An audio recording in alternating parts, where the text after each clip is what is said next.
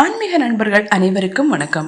அன்னை அபிராமியின் பேரருள் உங்கள் இல்லத்திலும் உள்ளத்திலும் என்றும் பெருகட்டும்.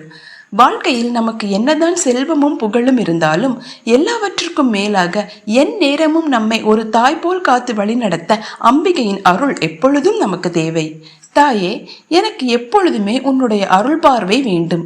என்னை உன்னுடைய குழந்தையாக நீயே ஏற்றுக்கொள்ள வேண்டும் என்று உருகுபவர்களுக்கான அற்புத பதிகம் இது.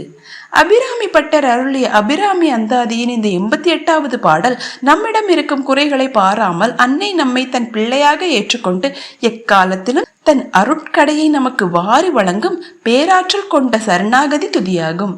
வாருங்கள் பாடலை பார்ப்போம். பரமென்று உன்னை அடைந்தேன் தமியேனும் உன் பக்தருக்குள் தரமன்று இவனென்று தள்ளத்தகாது தரியலர்த்தம் புறம் அன்று ஏறிய பொறுப்பு வில் வாங்கிய போதில் அயன் சிரமொன்று செற்ற கையான் இடப்பாகம் சிறந்தவளே. அதாவது, தாயே, நீயே எனக்கு உன்னதமான கதி என்று நம்பி தனித்து விடப்பட்ட எளியவனாகிய நானும் உன்னுடைய பாதங்களை சரணடைந்தேன்.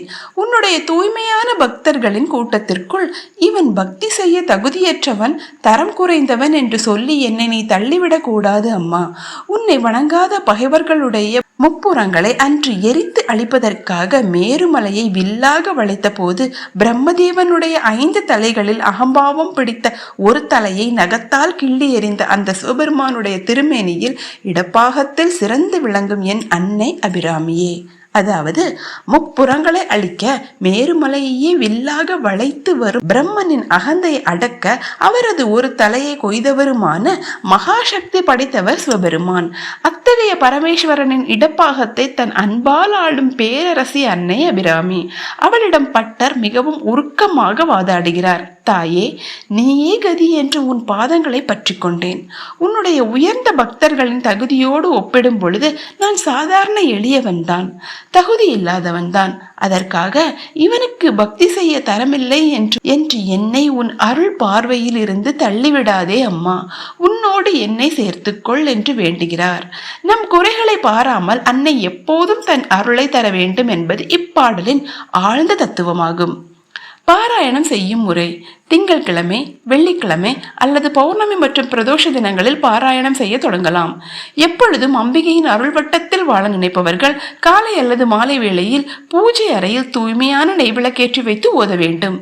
அம்பிகையின் நிரந்தர அருளை பெறவும் வாழ்க்கையில் வரும் துன்பங்களில் இருந்து முன்கூட்டியே தப்பிக்கவும் இப்பாடலை தினமும் 11 முறை அல்லது 27 முறை மனமுருகி பாராயணம் செய்ய வேண்டும்.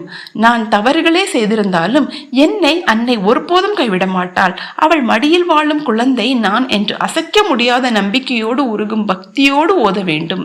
எப்போதும் அன்னையின் அருள் பெருக செய்யும் சாத்வீக வழிபாடு என்பதால் அன்னைக்கு உகந்த பால் சாதம், சர்க்கரை பொங்கல் அல்லது நெய் கலந்த பால் பாயாசம் நைவேத்தியமாக வைக்கலாம். எளிமையாக கற்கண்டு கலந்த பசும்பால், உலர் திராட்சை மற்றும் அன்னைக்கு மிகவும் பிரியமான நறுமணமிக்க முல்லை அல்லது மல்லிகை மலர்களை சமர்ப்பித்து வழிபடலாம். நேர்களே, அபிராமி அந்தாதியின் 88வது பாடலை தொடர்ந்து முழு நம்பிக்கையோடு பாராயணம் செய்து வர உங்களை அறியாமலேயே உங்களுக்குள் ஒரு ஆன்மீக தெளிவும் தூய்மையான குணமும் உண்டாகும். உங்களுடைய கர்ம வினைகளால் வரும் சோதனைகளின் வீரியத்தை அன்னை தன் அருளால் குறைத்து உங்களை காப்பாள். அன்னை அபிராமியின் பேரருள் எப்பொழுதும் உங்கள் இல்லத்திலும் உள்ளத்திலும் நிறைந்து நின்று சர்வ மங்களங்களையும் எந்நேரமும் நிம்மதியான நல்வாழ்வையும் அனுகிரகம் செய்யும் என்பது திண்ணம். மறக்காமல் சேனலை சப்ஸ்கிரைப் செய்யுங்கள். நாளை 89வது பாடலோடு உங்களை சந்திக்கிறேன். நன்றி, வணக்கம். ஓம் அபிராமி சமேத அமிர்தகடேஸ்வராய நமக.